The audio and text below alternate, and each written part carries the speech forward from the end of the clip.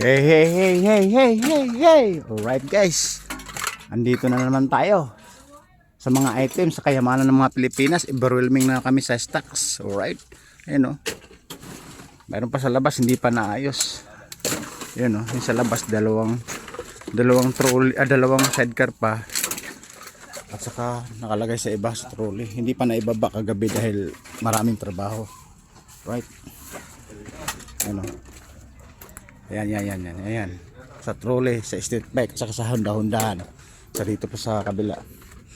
Kaya tayo nakapag-video guys. Kasi overwhelming na tayo sa plastic. Kayamanan ng Pilipinas. Ayun o.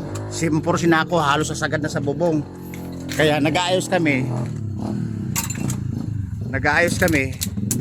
Nilalagay na namin sa malaking sako, jumbo.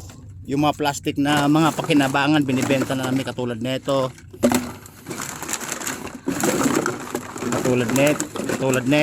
Katulad nito. Yan. Peace out na nila, dispose na. Katulad nito, dinispose na namin para bawas sikip, bawas kalat, at may mga panibagong stocks na naman na dumarating sa tuwing hapon. Alright? Kaya inaayos na namin. Araw po ng Lunes ngayon. Kailangan mababawasan yung mga sinako, mga items, mga paldo na stocks. Kailangan mabawasan dahil araw-araw tuwing hapon at gabi laging may dumadating na items stock kayamanan ng Pilipinas, lalo na sa karton guys. Tuwing hapon routine namin na kinukuha sa mga budiga ng mga suki namin, at naiipon na yung plastic dahil 2 linggo na hindi naayos yung plastic. Kaya nag-stand up na dahil sa sobrang dami, halos sagad na sa babong. Alright, yun yung routine namin guys ngayong Lunes, na maayos at ma-dispose yung mga plastic at mga mineral plastic. Yun, at mineral plastic. Alright, kasi para lumuwag yung espasyo namin, lalo na sa bodega na paglagakan ng mga items. Kasi kagabi nga hindi pa naayos yung mga items namin mula kagabi sa suki namin sa bodega, sa Honda-Hondahan, saka street bike, at saka sa trolley. Alright, okay, naumpisa na namin, siguro may kalahating oras na. Siyempre bukod po yon. Kailangan pag nilagay mo sa sako, mga kamukha, plastic, mineral, lata, para mabawasan yung mga gabundok na items na nakapaligid sa bodega namin. Dahil pag naibaba yung mga karton, mag-overwhelming na mga stock. Paldo na naman sa stocks. Alright, like this, kayamanan ng Pilipinas, mahal po ang kilo nito. Lata, ito ay latang ingkan. Alright, alloy na latang ingkan. Okay, ngayon magbabawas tayo ng kalat para hindi sumikip yung lugar namin, at para hindi lumobo at sumikip yung bodega namin na pinag-i-stockan at overwhelming sa stocks. Alright, okay, ay tulad niyan yung mga sinako na to. Pag naglagay pa ako dito mamaya, maharangan naman yung daan namin.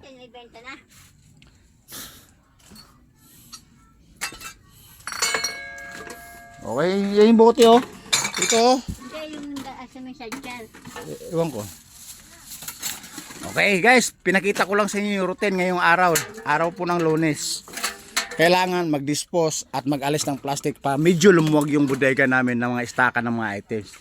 Na sinasabi ko sa yung overwhelming sa stock items, at kahit paano magkaroon ng pondo para left and right mayroon tayong madukot Fernando. Alright, okay, again, mineral plastics, yan importanteng mababawas ngayong Lunes para lumuwag yung bodega namin. Dahil again, 2 linggo nang hindi nakapag-ayos ng mga items ng mga kalakal dahil panay ang deliver ng mga karton namin sa kumpanyang Carpel. Alright, okay, side by side, left and right, upper and down. Maraming stock, kahit saan ka lumingon, maraming nakapundo. Alright? Okay, may pambuga daw. Okay guys, oh, ito yung sinasabi ko sa inyo guys. Magkano ba ito pag binili? 90. Ano guys, 90 pesos ha. Pakita natin. Para legit. Guys, 90 pesos po ito. Pampatay ng mga bakteryang ipis at lamok. Alright. Ito yung sinasabi ko, naisingit ko lang sa kayamanan ng Pilipinas. Ito yung sinasabing kayamanan ng Pilipinas. Buksan natin. Ayan. Pag ito ay pumusisit guys, legit na legit. Legit yung 90 pesos na libre di kalibre. Alright? Tingnan nyo. Ay, walang labas ng hangin. Wala guys.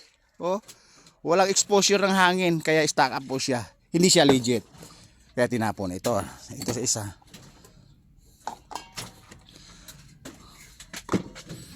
Yeah. Ayun, legit guys, legit. Ayan, legit. Oh, libre ang 90 pesos. Okay. Yan sinasabi ko sa inyo guys. Kayamanan ng Pilipinas, libre di ka libre.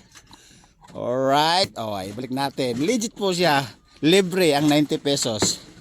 Okay, ito ang ipapakilo natin kasi stock up yung oxygen. Alright. Oh, lagay mo sa lata. Ayun. Asa iba nito? Marami pa ba? Alright guys, nakita nyo na. Naisingit natin yung kayamanan ng Pilipinas.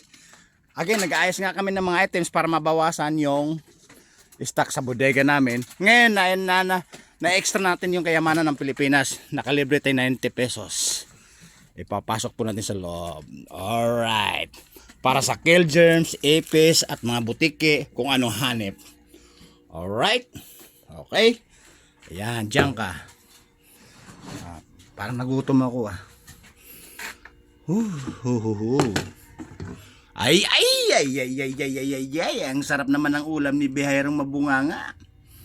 Eggnog at saka binaban. Alright. At saka zeglog, eggplant.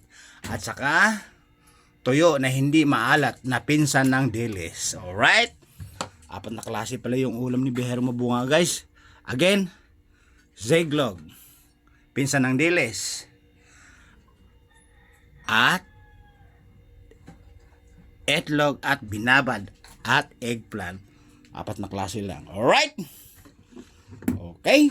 Alright guys, ibababa ko muna kasi di ko alam kung kakain ako ngayon or continue sa pag-ayos ng mga items kalakal ng mga kayamanan ng Pilipinas. Alright?